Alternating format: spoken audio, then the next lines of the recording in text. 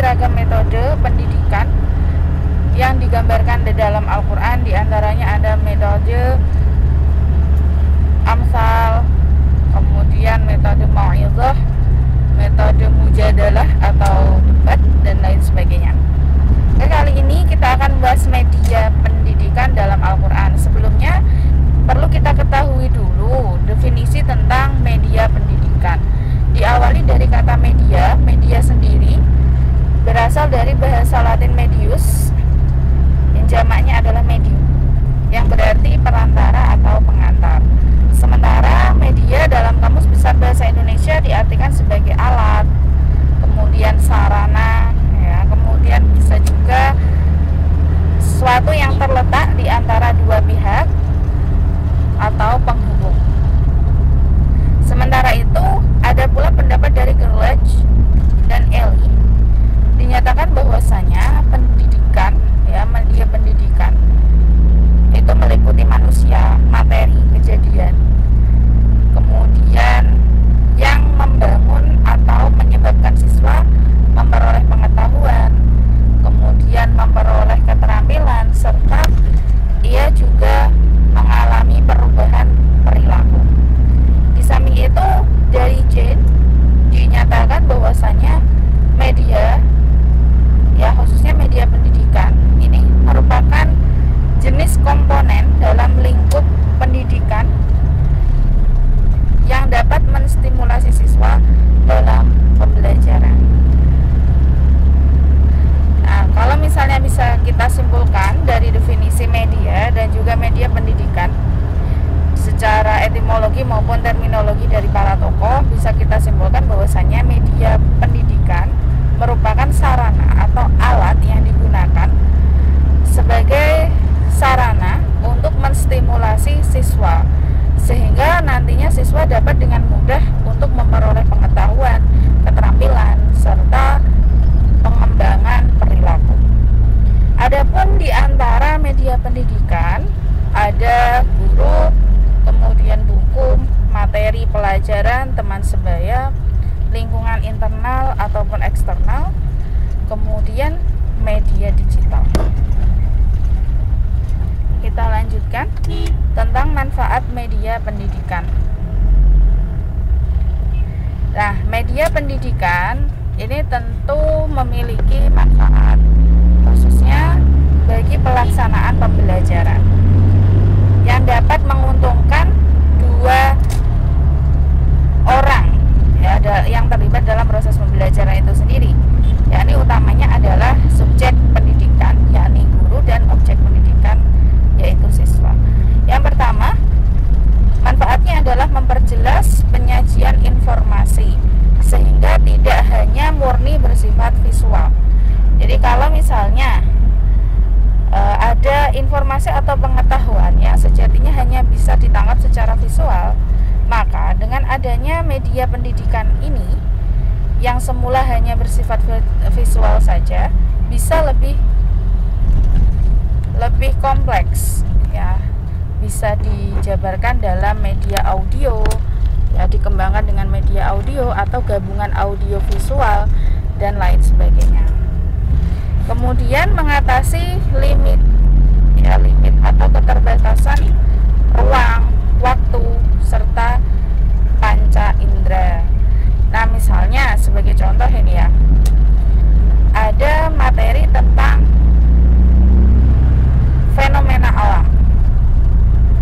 Nah, ketika kita harus mengetahui atau ya fenomena alam, misalnya terjadi banjir di daerah mana misalnya, ya, ini sebagai sarana pembelajaran untuk menjelaskan terkait adanya dampak membuang sampah sembarangan misalkan.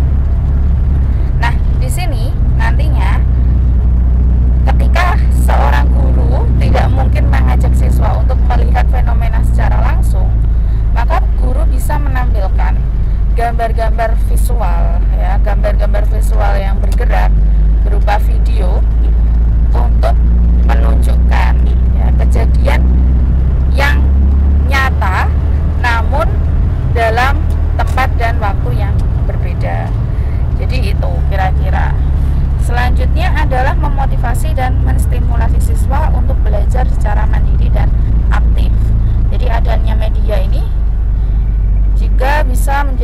siswa menjadi mandiri dan aktif. Dalam arti, sebagai contoh ini tentang media yang sekarang ini sedang digunakan, ya banyak digunakan saat pandemi. Ya, misalnya media pembelajaran yang terdapat atau termuat di dalam HP. Nah, itu bisa dimanfaatkan oleh siswa untuk mengakses secara independen atau secara mandiri, dan mereka juga bisa aktif dalam mempelajari atau menggunakan media tersebut. Di samping itu bisa memberikan stimulus yang sama. Jadi dengan adanya media ini, jika semula siswa hanya 1-2 anak yang dapat menerima pelajaran, ya, atau yang dapat dengan mudah menerima pelajaran, maka dengan menggunakan media yang beragam yang disesuaikan dengan kondisi siswa, ini bisa mencakup seluruh anggota kelas. Jadi mereka bisa menerima atau menerima stimulus dan juga memperoleh persepsi yang sama berkaitan dengan materi pelajaran yang diajarkan. Nah, di sini ada kriteria pemilihan media pendidikan, yakni dengan action. Action itu sendiri, A-nya merupakan access, ya access, kemudian C-nya adalah cost, T-nya teknologi, I interaction, O organization, dan N adalah novelty. Jadi ketika memilih media pendidikan atau media pembelajaran, guru atau pendidik seyogyanya memperhatikan action ini. Jadi ada 6 kriteria yang harus dipertimbangkan oleh guru sebelum memilih media pendidikan atau media pembelajaran tertentu. Yang pertama, guru harus memperhatikan kemudahan akses, baik akses dari guru sendiri maupun bagi siswa. Selanjutnya, efisiensi biaya. Jadi ketika digunakan media tersebut, kira-kira hemat atau justru malah menghabiskan dana, ya, baik dari kedua sisi. Selanjutnya, teknologi. Dia dipertimbangkan pula teknologinya. Misalnya guru ingin menerapkan atau menggunakan media A, namun ternyata tidak didukung dengan